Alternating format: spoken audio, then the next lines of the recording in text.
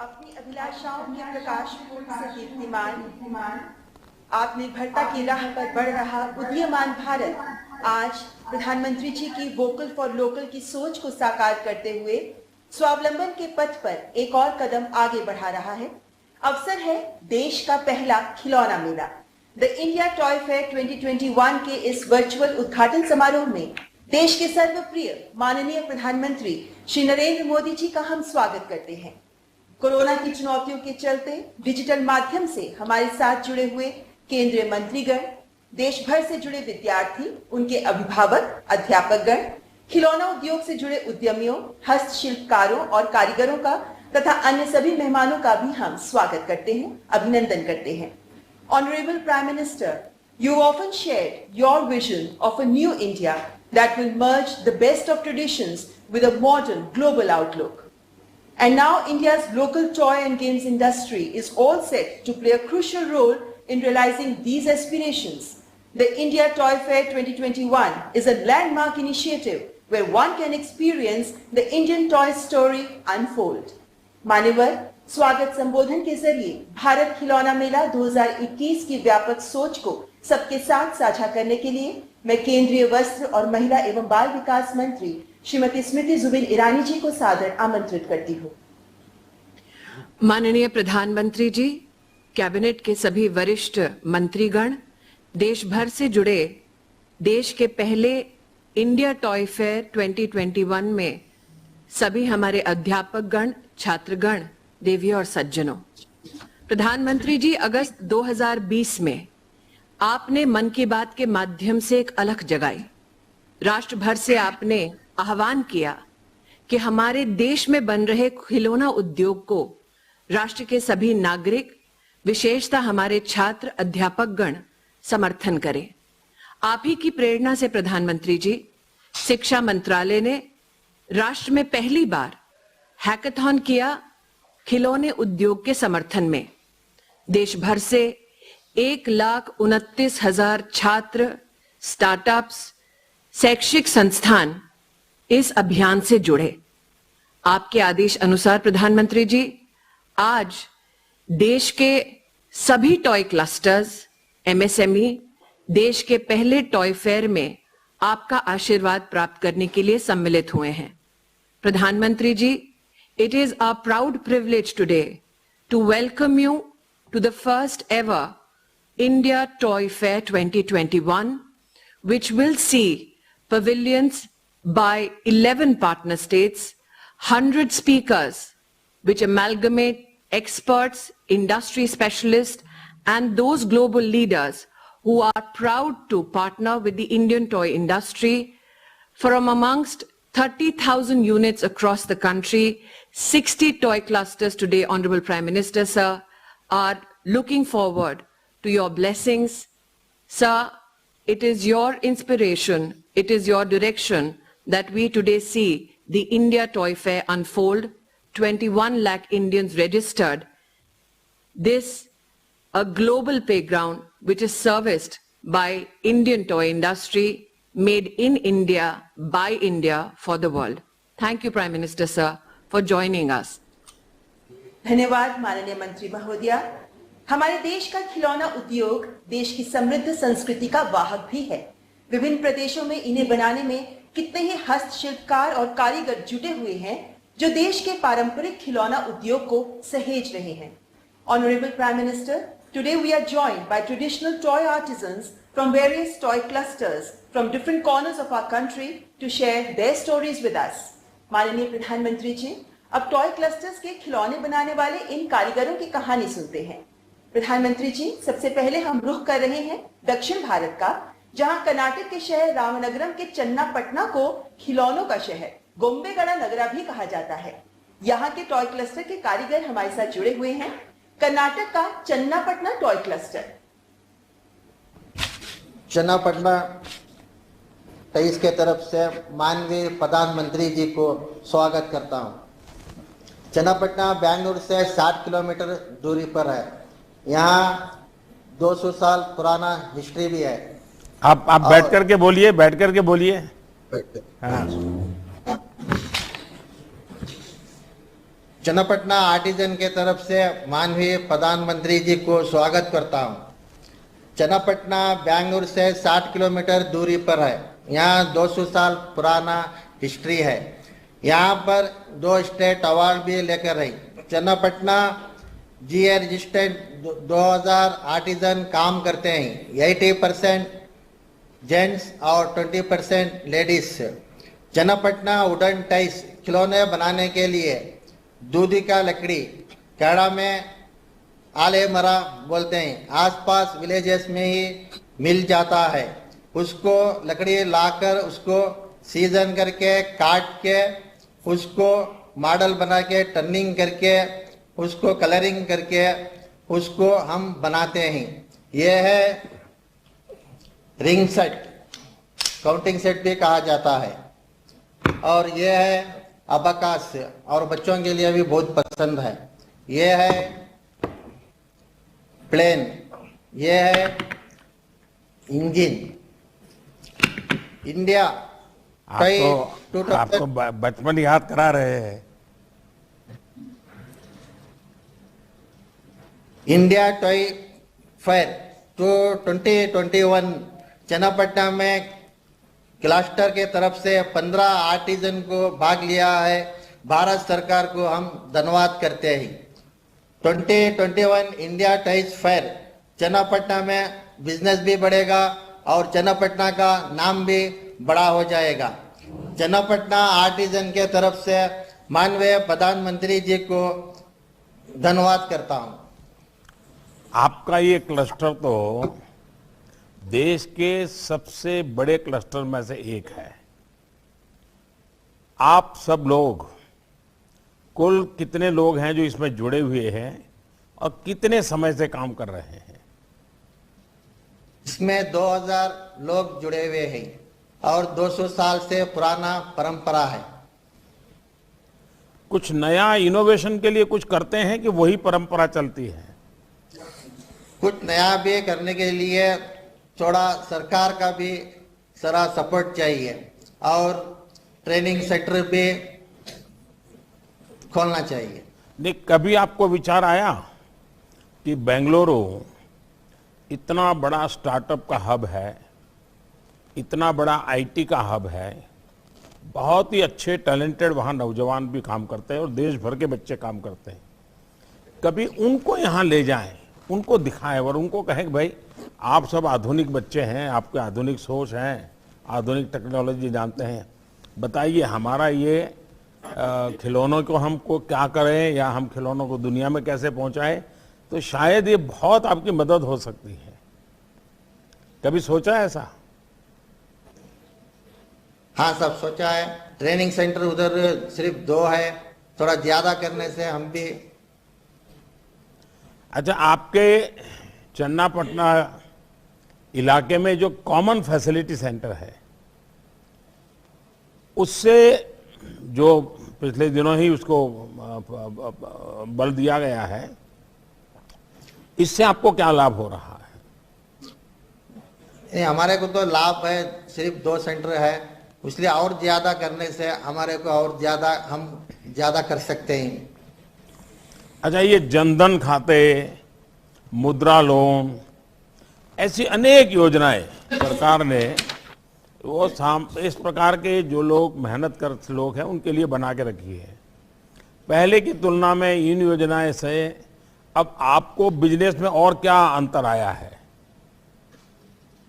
जनधन योजना तो सभी को मालूम है और अकाउंट के लिए हमारे को बहुत इजी है। डायरेक्ट पार्टी हमारे को अकाउंट में पैसा मिल जाता है, उसके लिए हम शुक्रिया अदा करते हैं अकाउंट्स। क्या आपने कभी अपने इस चन्नापटना में बनने वाले ये जो अपने खिलौने हैं उसको ई मार्केट से देश में और दुनिया में उसको बेचने की कोई कोशिश की है और उसमें कोई सफलता मिलती है? हम तो कोशिश कर रहे हैं, थोड़ा ऑफिसर लोग भी हमारे को बढ़ावा दिए तो हम कर सकते हैं। देखिए, ऐसा है, सरकार तो करेगी और करना भी चाहिए, और ये इसी का एक भाग है कि मैं पिछले कई दिनों से खिलौनों के लिए बोलता रहता हूं और आज एक बड़ा कार्यक्रम भी कोशिश किया है। इसके पहले जैसे अभी स्मृति जी ने बताया कि शिक्षा मंत्रालय ने भी बहुत बड़ा काम किया है, तो ये तो है, लेकिन जब तक आप लोग भी नया और नए तरीके उसको नहीं करेंगे, हर बार यही कहते रहेंगे भाई सरकार करेगी तो हो जाएगा, सरकार करेगी तो हो जाएगा। सरकार जितना कम करे उतना ही अच्छा है। चलिए, मुझे बहुत अच्छा लगा आपसे बात करने का मुझे मौका मिला। अब चन्नापटना के उत्पादों को सिर्फ एक क्षेत्र, राज्य या देश में ही नहीं, दुनिया के स्तर पर हमें प्रसिद्ध करना है। चन्नापटना के खिलौनों से पूरी दुनिया के बच्चों के चेहरे खिल उठे, इसके लिए हमें मिलकर काम करना है। और जैसे आपकी अपेक्षा है, सरकार को आप सुझाव देंगे तो हम जरूर उसमें सक्रियतापूर्वक आपके साथ जुड़ेंगे। और मैं चाहता हूं कि कर्नाटक गवर्नमेंट भी, जो बेंगलुरु के स्टार्टअप्स हैं, बेंगलुरु के जो आईटी प्रोफेशनल्स हैं, उनके साथ आपका एक अच्छा वर्कशॉप करें, ताकि हो सकता है कि दोनों तरफ से बातें सुन करके एक नई योजना की दिशा में हम जा सकते हैं। आप कभी बच्चों को कौन से खिलौने पसंद आते हैं, उसका कभी बच्चों से या बच्चों के माँ बाप से कभी चर्चा करते हैं? जो पहले से बना रहे बस बिक गया तो बिक गया, ऐसा करते हैं? नहीं, बच्चों को टॉयज बहुत पसंद है। इसमें वेजिटेबल डाइस यूज किया जाता है, इसमें कुछ केमिकल्स कुछ भी नहीं है। अच्छा, आपने कभी अपने क्लस्टर में, आपके यहाँ जो 2000 लोग काम करते हैं, उन्हें बीच में स्पर्धा की कि भाई इस वर्ष सबसे नया और उत्तम खिलौना हमारे 2000 लोगों में से किसने बनाया, उसको हम एक अवार्ड देंगे, ऐसा कभी सोचा क्या? हाँ, सोचा है सर। अच्छा, कुछ ना कुछ बनाने के लिए सोचा है सर। करते हैं ऐसा? हाँ, करते हैं सर, कोशिश करते हैं। कितने समय से करते हैं? हम 32 ईयर से काम कर रहा हूँ। नहीं, ये कंपटीशन, आपके यहाँ जो क्लस्टर में 2000 लोग काम करते हैं, उनको स्पर्धा, भाई जो नया खिलौना, अच्छा खिलौना, नए तरीके का खिलौना बनाएगा हमारे में से, उसको इस बार ये अवार्ड दिया जाएगा। तो ऐसा कोई व्यवस्था आपके भीतर आपने बनाई है क्या? हाँ साहब, बनाया है। पिछली बार किसको अवार्ड मिला था? पिछली बार हमारे केंचाया साहब को मिला है सर। क्या बनाया था उन्होंने? वो हनुमान बनाया था सर। नहीं, हनुमान तो पहले भी बनते होंगे भाई। देखिए, जब तक आप नया नहीं सोचेंगे, नए तरीके से नहीं सोचेंगे, तो मैं नहीं मानता हूं कि जो दुनिया में हमें पहुंचाना है उसमें पहुंचाने में मदद मिलेगी। खैर, आप लोग सोचिए, मैं डिपार्टमेंट को कहता हूं बहुत बारीकी से आपसे बातें करते रहें, हम आगे सोचेंगे। चलिए, आपका बहुत बहुत धन्यवाद।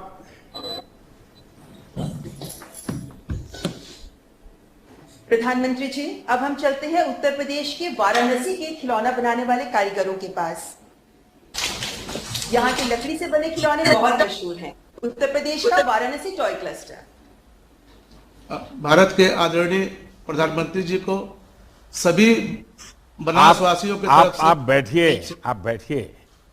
और वाराणसी में आया हूं और आप हर हर महादेव न बोले, ऐसा कैसे हो सकता है? हर हर महादेव। मैं रामेश्वर सिंह वाराणसी लकड़ी खिलौना बनाने का शिल्पी हूँ। भारत सरकार ने हमको 2015 में नेशनल मेरिट अवार्ड से पुरस्कृत किया हुआ है। और वाराणसी में जो लकड़ी खिलौना बनाने वाले लोग हैं करीब 1200 हैं प्रधानमंत्री जी, उसमें से 1000 पुरुष हैं, 200 महिलाएं हैं। ये खोजवा, कश्मीरी गज और आसपास के इलाकों में विस्तृत है। हमारा जो इसमें एक राष्ट्रीय पुरस्कार और 7 राज्य पुरस्कार है शिल्पी हैं। हम लोग जो लकड़ी खिलौना पहले कोरिया की लकड़ी में बनाते थे, लेकिन विगत वर्षों से हम लोग यूकेलिप्टस की लकड़ी से लकड़ी खिलौना बना रहे हैं और गुरक की लकड़ी द्वारा हम लोग मूर्ति बनाते हैं। इसका प्रोसेसिंग ये ऐसा है कि हम लोग अपने मन चाहा हिसाब से लकड़ी को काट लेते हैं और काटने के बाद में पारंपरिक टूल द्वारा और पारंपरिक कुंद मशीन पे इसको चढ़ा करके उसको मनचाहा शेप देने के बाद में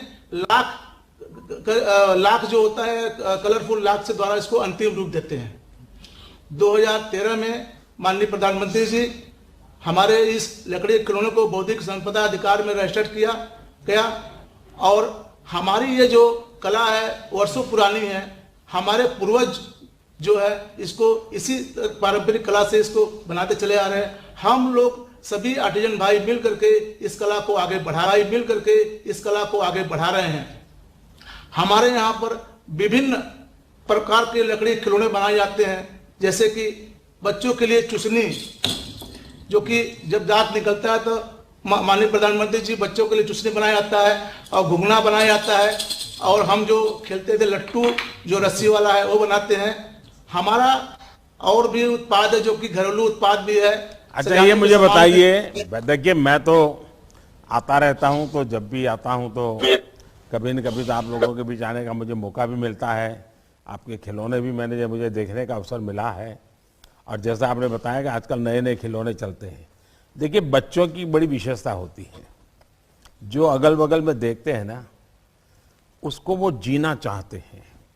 मैं पक्का मानता हूं कि आज कई घरों में बच्चे जब खिलौने लेकर के खेलते होंगे तो माँ बाप से झगड़ा करते होंगे कि मेरे खिलौने को मास्क लगाओ। वो आग्रह करते होंगे कि मेरा खिलौने को मास्क क्यों नहीं है। क्या कभी आप ये सोचते हैं कि भाई अभी कोरोना है तो बच्चों को भी खिलौना वो चाहिए जिसको मास्क चाहिए, अलग से एक मास्क देना चाहिए, बच्चा मास्क खिलौने के पहना है, और बच्चा करता ही है। आपने देखा होगा दिल्ली में एक बड़ी इंस्पायरिंग घटना है खिलौने वालों के लिए। एक बच्ची को पग में फ्रैक्चर हो गया। अब उसको अस्पताल में पैर ऊंचा करके रखना पड़ता था, लेकिन वो रोती थी, मानती नहीं थी। फिर उस डॉक्टर ने उस मनोवैज्ञानिक तरीके से एक खिलौना जो उसको पसंद था उसको उसके साथ सुलाया और खिलौने को भी वैसे ही पैर में फ्रैक्चर है ऐसा करके पट्टी बांधी और उस पैर को लटकाया। उस बच्ची को इतना अच्छा लगा कि वो डॉक्टर को कोऑपरेट करने लगी। मतलब खिलौना बच्चों की जिंदगी का हिस्सा बन जाता है। क्या कभी आप मेरे काशी के लोग खिलौनों के संबंध में बच्चा क्या सोचता है, कैसे करता है, क्या कभी उसके लिए कुछ करते हैं? क्या कभी चर्चा करते हैं? क्या काशी विश्वविद्यालय के ऐसे मनोवैज्ञानिक जो प्रोफेसर हैं उनको बुला करके कहते हो कि भाई जरा हमारे खिलौने वालों को बताओ बच्चों को लेके हमें क्या करना चाहिए? ऐसा कभी चर्चा करते हैं क्या? जी गुरु जी, हम लोग नया जो डिजाइन बनाए हैं, पहले हम लोग का स्टैंडिंग खिलौना होता था। अभी हम लोगों ने ये जो बच्चे अपने हाथ द्वारा ये जो चलाते हैं गाड़ियां, इसको हमने एक नया इनोवेशन दिया है। क्योंकि अभी हम लोगों ने ये जो ऑटो ट्रक में इसको अपने बैटरी द्वारा मोटर फिट करके बनाया है, ये नया इनोवेशन है।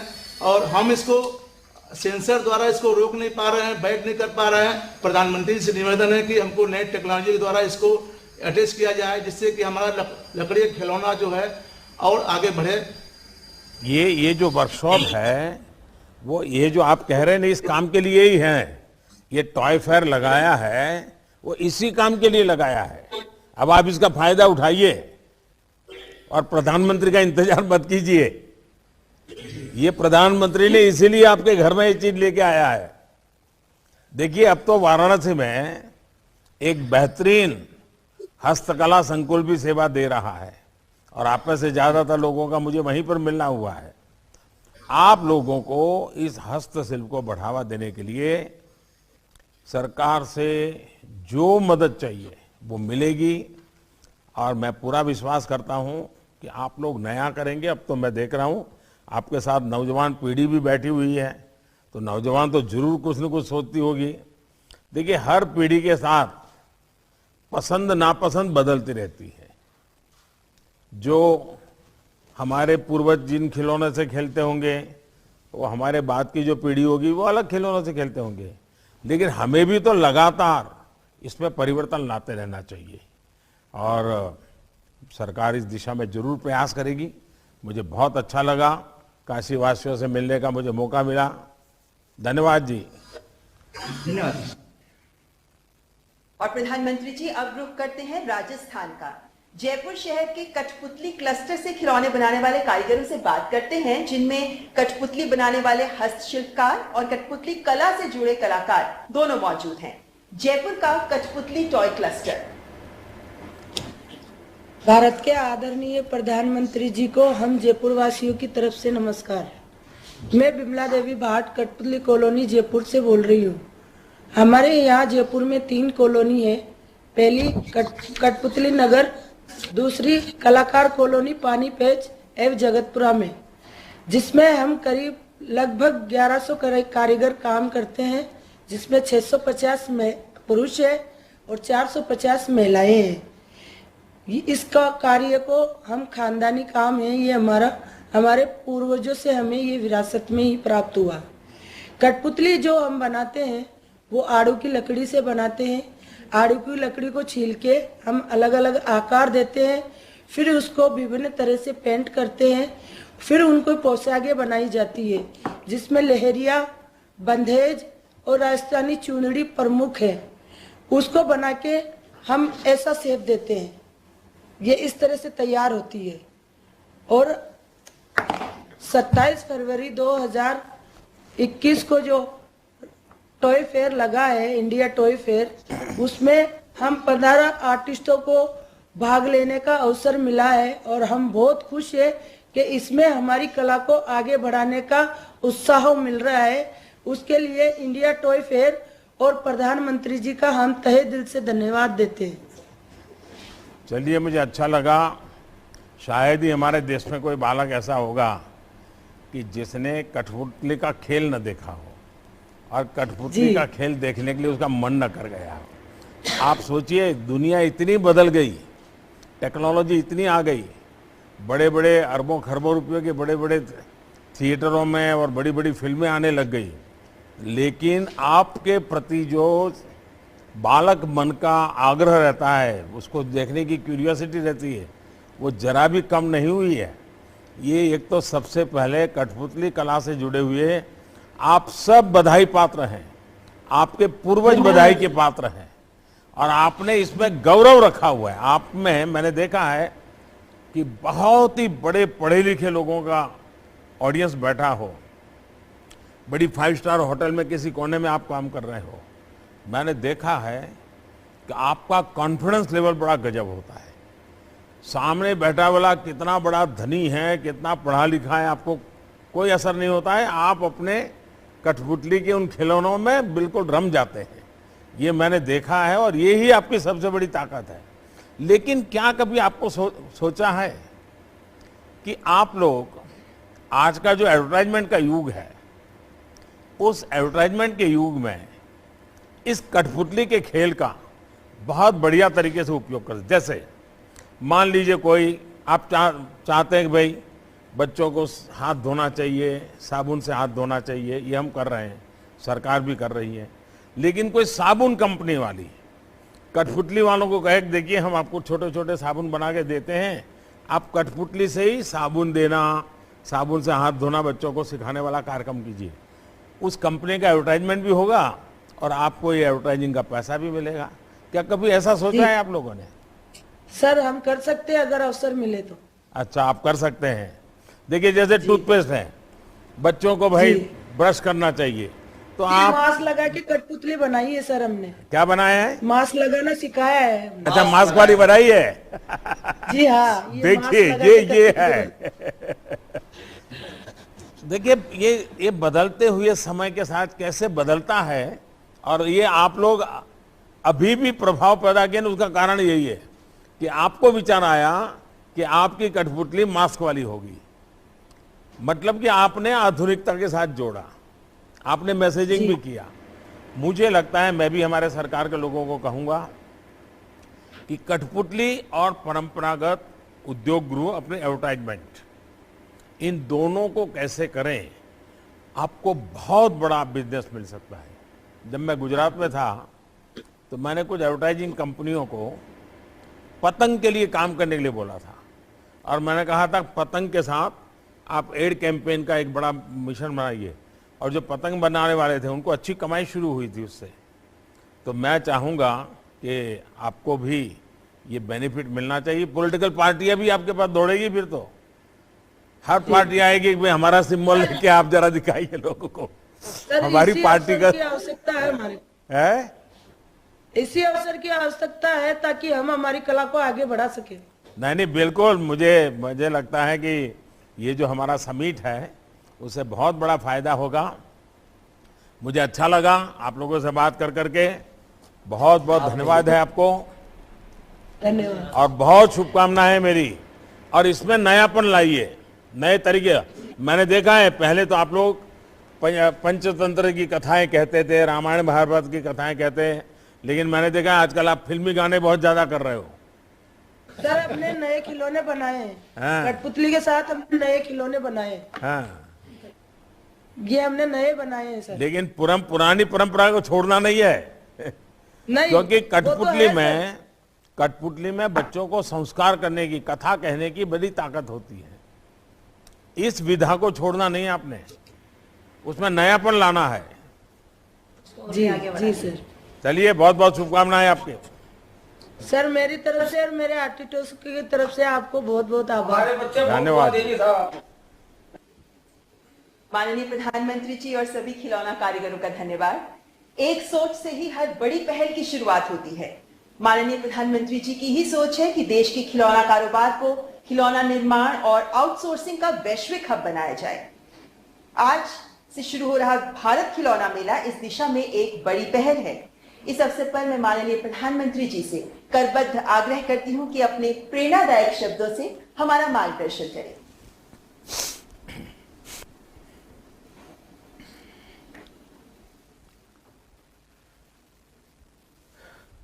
आप सभी से बात करके ये पता चलता है कि हमारे देश की टॉय इंडस्ट्री में कितनी बड़ी ताकत छिपी हुई है। इस ताकत को बढ़ाना, इसकी पहचान बढ़ाना आत्मनिर्भर भारत अभियान का बहुत बड़ा हिस्सा है। ये हम सभी के लिए आनंद की बात है कि आज हम देश के पहले टॉय फेयर की शुरुआत का हिस्सा बन रहे हैं।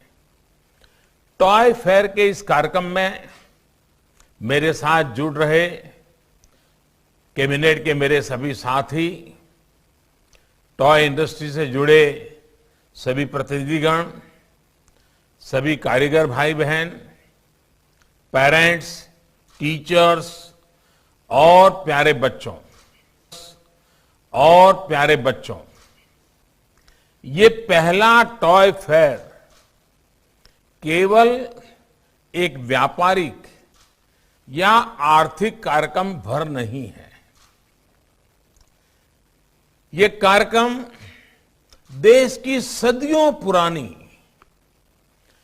खेल और उल्लास की संस्कृति को मजबूत करने की एक कड़ी है। मुझे बताया गया है कि इस कार्यक्रम की प्रदर्शनी में कारीगरों और स्कूलों से लेकर बहुराष्ट्रीय कंपनियां तक 30 राज्यों और केंद्र शासित प्रदेशों से 1000 से अधिक एग्जीबिटर्स हिस्सा ले रहे हैं। आप सभी के लिए एक ऐसा मंच होने जा रहा है जहां आप खिलौनों के डिजाइन, इनोवेशन, टेक्नोलॉजी से लेकर मार्केटिंग, पैकेजिंग तक चर्चा परिचर्चा भी करेंगे और अपने अनुभव साझा भी करेंगे। टॉय फेयर 2021 में आपके पास भारत में ऑनलाइन गेमिंग उद्योग और ई स्पोर्ट्स उद्योग के इकोसिस्टम के बारे में जानने का अवसर होगा। मुझे ये देखकर भी अच्छा लगा कि यहां पर बच्चों के लिए ढेरों गतिविधियां भी रखी गई हैं। मैं टॉय फेयर के इस आयोजन में अपनी भूमिका निभाने वाले सभी साथियों को हार्दिक बधाई देता हूं। साथियों, खिलौनों के साथ भारत का रचनात्मक रिश्ता, क्रिएटिव रिलेशन उतना ही पुराना है जितना इस भूभाग का इतिहास है। सिंधु घाटी सभ्यता, मोहनजोदारो और हड़प्पा के दौर के खिलौनों पर पूरी दुनिया ने रिसर्च की है। प्राचीन काल में दुनिया के यात्री जब भारत आते थे, वो भारत में खेलों को सीखते भी थे और अपने साथ खेल लेकर भी जाते थे। आज जो शतरंज दुनिया में इतना लोकप्रिय है, वो पहले चतुरंग या चादुरंगा के रूप में भारत में खेला जाता था। आधुनिक लूडो तब पच्चीसी के रूप में खेला जाता था।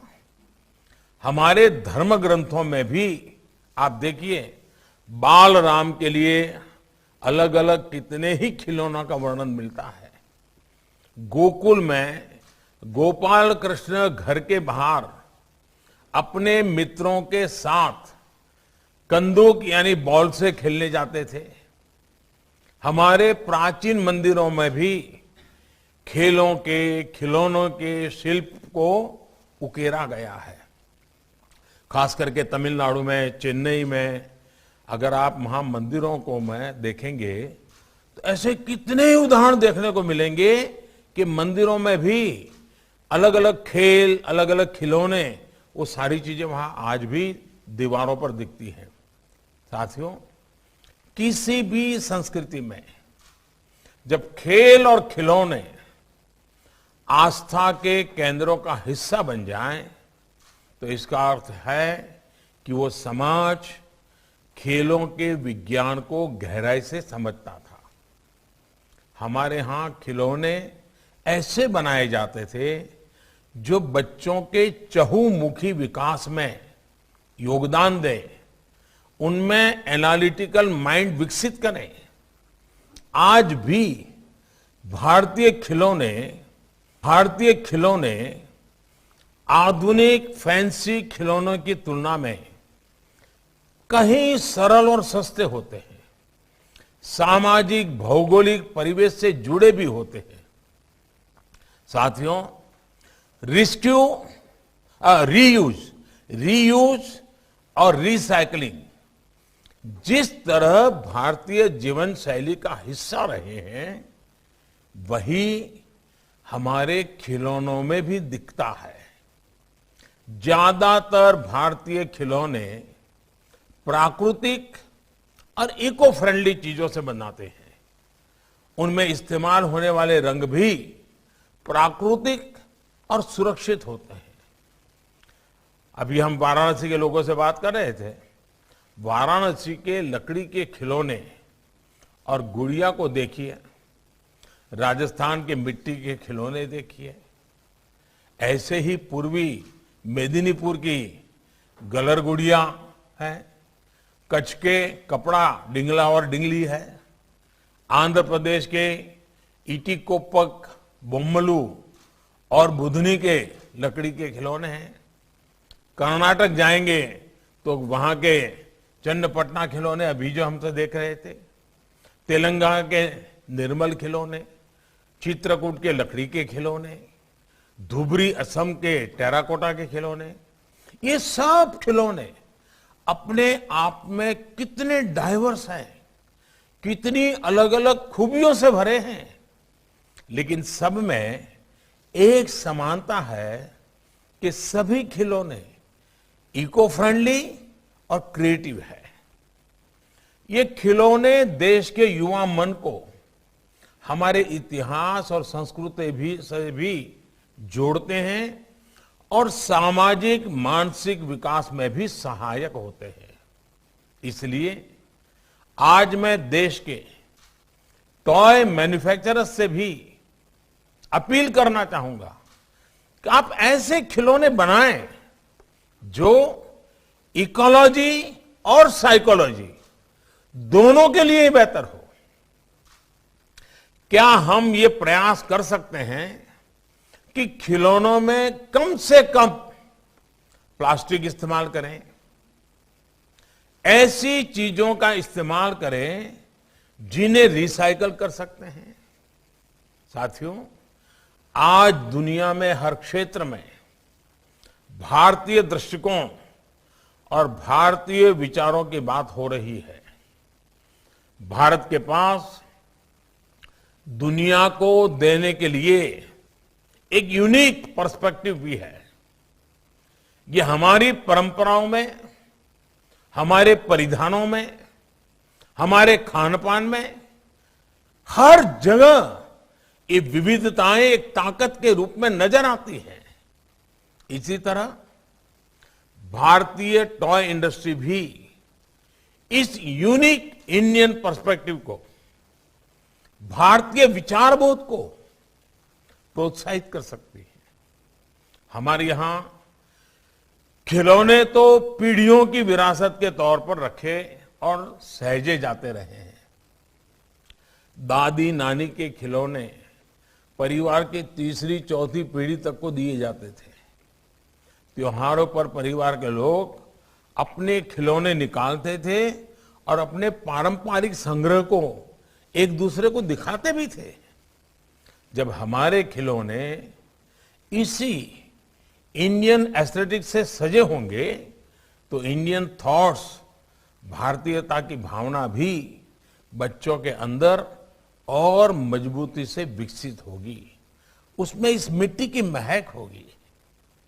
प्यारे बच्चों और साथियों, गुरुदेव रविंद्रनाथ टैगोर ने अपनी एक कविता में कहा है कि when I bring to you colored toys, my child, I understand why there is such a play of colors on clouds and water, and why flowers are painted in tints when I give colored toys to you, my child. यानी एक खिलौना बच्चों को खुशियों की अनंत दुनिया में ले जाता है। खिलौना का एक एक रंग बच्चों के जीवन में कितने ही रंग बिखेरता है। आज यहां इतने खिलौनों को देखकर यहां उपस्थित बच्चे जैसा महसूस कर रहे हैं, वही अनुभव हम सबने भी अपने बचपन की यादों में संजो कर रखा है। कागज के हवाई जहाज, लट्टू, कंचे, पतंग, सीटियां, झूले, कागज के घूने झूले, कागज के घूमने वाले पंखे, गुड्डे और गुड्डियां, ऐसे कितने ही खिलौने हर बचपन के साथी रहे। साइंस के कितने ही सिद्धांत, कितनी ही बातें, जैसे कि रोटेशन, ऑसिलेशन, प्रेशर, फ्रिक्शन, ये सब हम खिलौनों से खेलते हुए, उन्हें बनाते हुए खुद ब खुद सीख जाते थे। भारतीय खेल और खिलौनों की ये खूबी रही है कि उनमें ज्ञान होता है, विज्ञान भी होता है, मनोरंजन होता है और मनोविज्ञान भी होता है। उदाहरण के तौर पर लट्टू को ही ले लीजिए। जब बच्चे लट्टू से खेलना सीखते हैं तो लट्टू खेल खेल में ही उन्हें ग्रेविटी और बैलेंस का पाठ पढ़ा जाता है। वैसे ही गुलेल से खेलता बच्चा जाने अनजाने में पोटेंशियल से काइनेटिक एनर्जी के बारे में बेसिक सीखने लगता है। पजल टॉय से रणनीतिक सोच और समस्या को सुलझाने की सोच विकसित होती है। इसी तरह नवजात बच्चे भी झुनझुने और बाजे घुमा घुमाकर सर्कुलर मूवमेंट को महसूस करने लगते हैं। आगे जाकर इन्हीं चीजों को जब उन्हें उनकी कक्षा में किताबों में पढ़ाया जाता है तो अपने खेल से उसे रिलेट कर पाते हैं, प्रैक्टिकल एस्पेक्ट को समझ पाते हैं। केवल किताबी ज्ञान से ये समझ विकसित ही नहीं हो सकती है। साथियों, आप सबने भी देखा होगा कि रचनात्मक खिलौने कैसे बच्चों के सेंसेस को डेवलप करते हैं, उनकी कल्पनाओं को पंख देते हैं। अपने खिलौनों के इर्द गिर्द बच्चे कैसे अपनी कल्पनाओं का एक पूरा संसार बना लेते हैं। जैसे कि आप किसी बच्चे को खिलौनों वाले बर्तन दीजिए, वो ऐसे व्यवहार करना लगेगा जैसे कि पूरे किचन की व्यवस्था संभाल रहा है और पूरी परिवार को वही आज खाना खिलाने वाला है। उन्हें आप जानवरों वाले खिलौने दीजिए तो अपने मन में एक पूरा जंगल बना देता है, खुद भी आवाज निकालने लगता है, जो भी ठीक लगे उसको लगता है कि ये शेर है तो ऐसी आवाज निकालता है। उन्हें एक टेथोस्कोप दे दीजिए, थोड़ी देर में देख लीजिए वो डॉक्टर बन जाएगा, फैमिली डॉक्टर बन जाएगा और पूरे परिवार के सबकी तबीयत जांचना शुरू कर देता है, जांच पड़ताल करना लग जाता है। ऐसे ही केवल एक बॉल से वो घर के भीतर पूरा फुटबॉल ग्राउंड बना लेते हैं।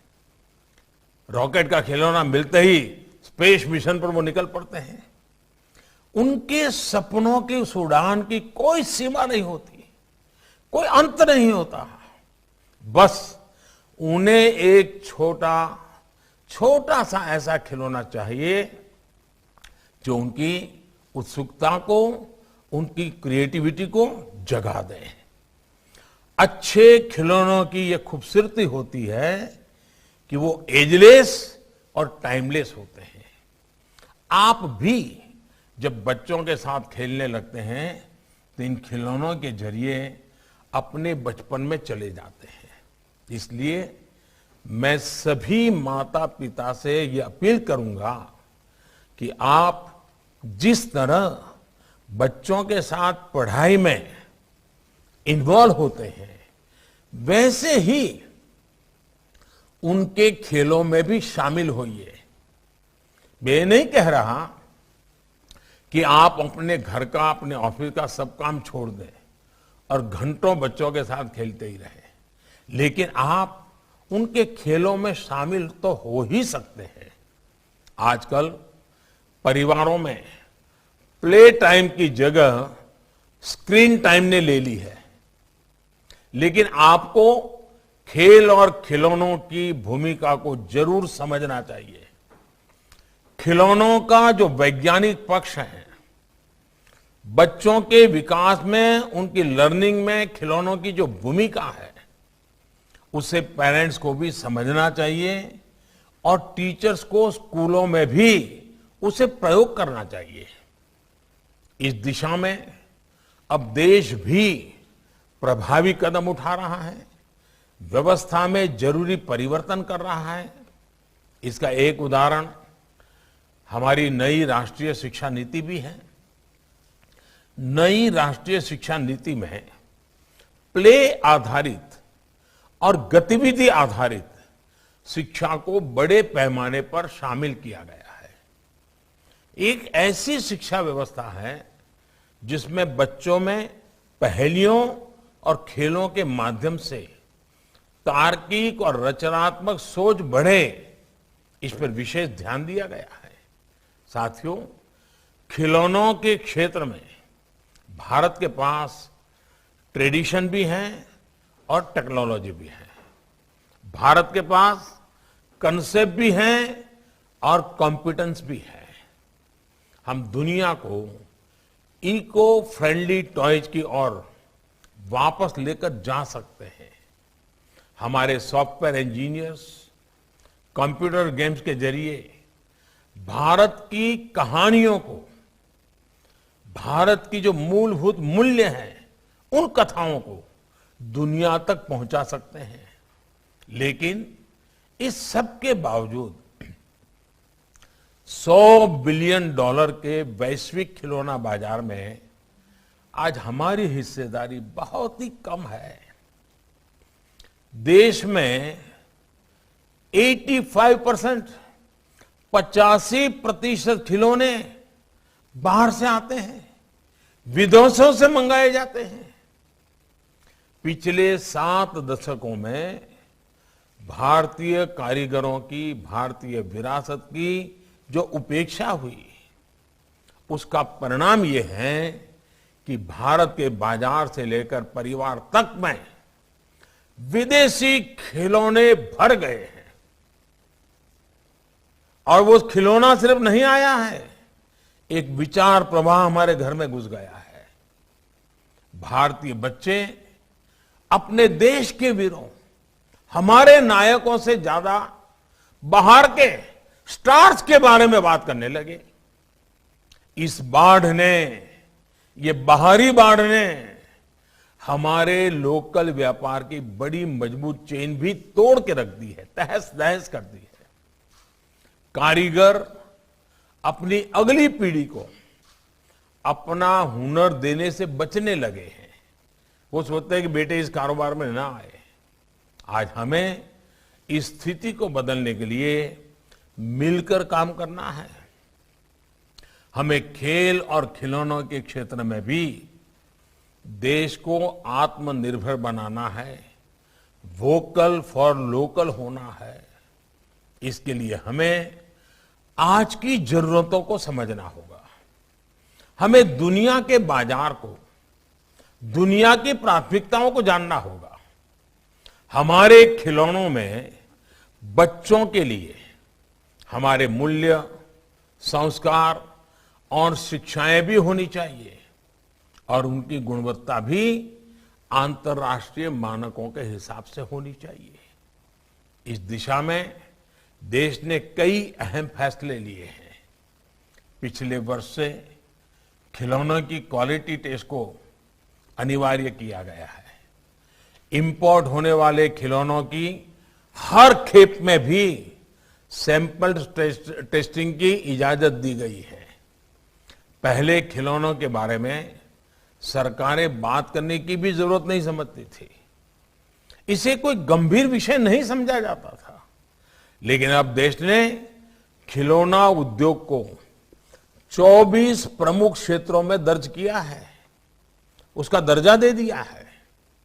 नेशनल टॉय एक्शन प्लान भी तैयार किया गया है। इसमें 15 मंत्रालयों और विभागों को शामिल किया गया है ताकि ये उद्योग कॉम्पिटिटिव बने, देश खिलौनों में आत्मनिर्भर बने और भारत के खिलौने दुनिया में भी जाएं। इस पूरे अभियान में राज्यों को बराबर का भागीदार बनाकर टॉय क्लस्टर विकसित करने का प्रयास किया जा रहा है। इसके साथ ही देश टॉय टूरिज्म की संभावनाओं को भी मजबूत कर रहा है। भारतीय खेलों पर आधारित खिलौनों को प्रमोट करने के लिए देश में टॉयकाथॉन 2021 का आयोजन भी किया गया था। मुझे बताया गया है कि इस टॉयकाथॉन में 12 लाख से अधिक युवाओं ने, शिक्षकों ने और विशेषज्ञों ने रजिस्ट्रेशन कराया और 7,000 से अधिक नए नए आइडियाज आए। ये दिखाता है कि दशकों की उपेक्षा और कठिनाइयों के बावजूद भारत की प्रतिभा, भारत का हुनर आज भी असाधारण संभावनाओं से भरा हुआ है।